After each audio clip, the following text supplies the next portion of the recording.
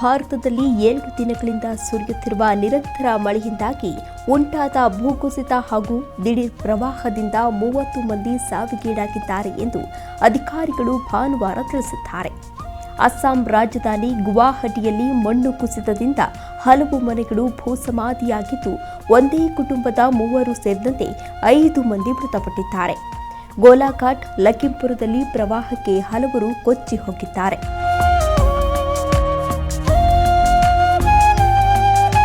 ಚೀನಾದೊಂದಿಗೆ ಗಡಿ ಹಂಚಿಕೊಂಡಿರುವ ನೆರೆಯ ಅರುಣಾಚಲ ಪ್ರದೇಶದಲ್ಲಿ ಪ್ರವಾಹದ ನೀರಿನಲ್ಲಿ ವಾಹನವೊಂದು ಕೊಚ್ಚಿ ಹೋದ ಪರಿಣಾಮ ಅದರಲ್ಲಿದ್ದ 7 ಮಂದಿ ಮೃತಪಟ್ಟಿದ್ದಾರೆ.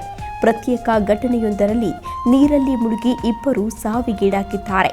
ಈ ಮೂಲಕ ರಾಜ್ಯದಲ್ಲಿ 2 ದಿನದಲ್ಲಿ ಮಳೆ ಸಂಬಂಧಿ ದುರ್ಘಟನೆಗಳಿಗೆ 9 ಮಂದಿ ಬಲಿಯಾದಂತಾಗಿದೆ.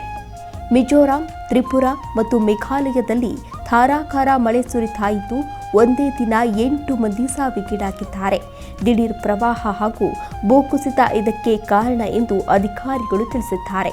ಮಣಿಪುರದಲ್ಲಿ ಸತತ 3 ದಿನಗಳಿಂದ ನಿರಂತರ ಮಳೆಯಾಗ್ತಾ ಇದ್ದು, ಜನಜೀವನ ಸಂಪೂರ್ಣ ಅಸ್ತವ್ಯಸ್ತವಾಗಿದೆ. ರಾಜಧಾನಿ ಇಂಫಾಲ್ ಮಳೆಗೆ ತತ್ತರಿಸಿದೆ. ಹಲವು ಭಾಗಗಳು ಜಲಾವೃತವಾಗಿವೆ. ಪ್ರವಾಹ ಭೀತಿ ಎದುರಾಗಿರುವ ಕಾರಣ ಇಂಫಾಲ್ ನದಿ ತಟದ ಜನರಿಗೆ ಕೂಡಲೇ ಸುರಕ್ಷಿತ ಪ್ರದೇಶಗಳಿಗೆ ಸ್ಥಳಾಂತರಗೊಳ್ಳುವಂತೆ ಆಡಳಿತ ಸೂಚಿಸಿದೆ.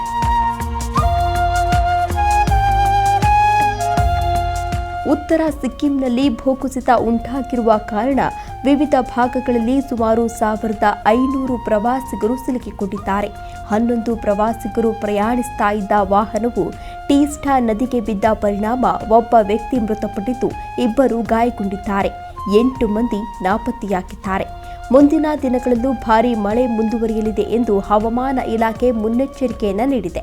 ಅಸ್ಸಾಂನ ಹಲವು ಭಾಗಗಳಿಗೆ ರೆಡ್ ಮತ್ತು ಆರೆಂಜ್ ಅಲರ್ಟ್ ಘೋಷಿಸಲಾಗಿದ್ದು, ಈಶಾನ್ಯದ ಇತರೆ ಭಾಗಗಳಿಗೆ ಯೆಲ್ಲೋ ಅಲರ್ಟ್ ಅನ್ನು ಘೋಷಿಸಲಾಗಿದೆ. ಅಸ್ಸಾಂನ 17 ಜಿಲ್ಲೆಗಳಲ್ಲಿ ಪ್ರವಾಹ ಮತ್ತು ಭೂಕುಸಿತ ಉಂಟಾಗಿದ್ದು, 78,000 ಮಂದಿ ಅತಂತ್ರರಾಗಿದ್ದಾರೆ. ಸುಮಾರು 1,200 ಮಂದಿ 5 ವಿವಿಧ ಪರಿಹಾರ ಶಿಬಿರಗಳಲ್ಲಿ ಆಶ್ರಯ ಪಡೆದಿದ್ದಾರೆ. ಎನ್ಡಿಆರ್ಎಫ್, ಎಸ್ಡಿಆರ್ಎಫ್, ಪೊಲೀಸ್ ಮತ್ತು ಅಗ್ನಿಶಾಮಕ ದಳಗಳು ಧಾವಿಸಿದ್ದು, ಪರಿಹಾರ ಮತ್ತು ರಕ್ಷಣಾ ಕಾರ್ಯಗಳಲ್ಲಿ ತೊಡಗಿವೆ. ಶಾಲಾ ಕಾಲೇಜುಗಳಿಗೆ ರಜೆ ಘೋಷಿಸಲಾಗಿದೆ ಎಂದು ಅಧಿಕಾರಿಗಳು ಕೂಡ ತಿಳಿಸಿದ್ದಾರೆ.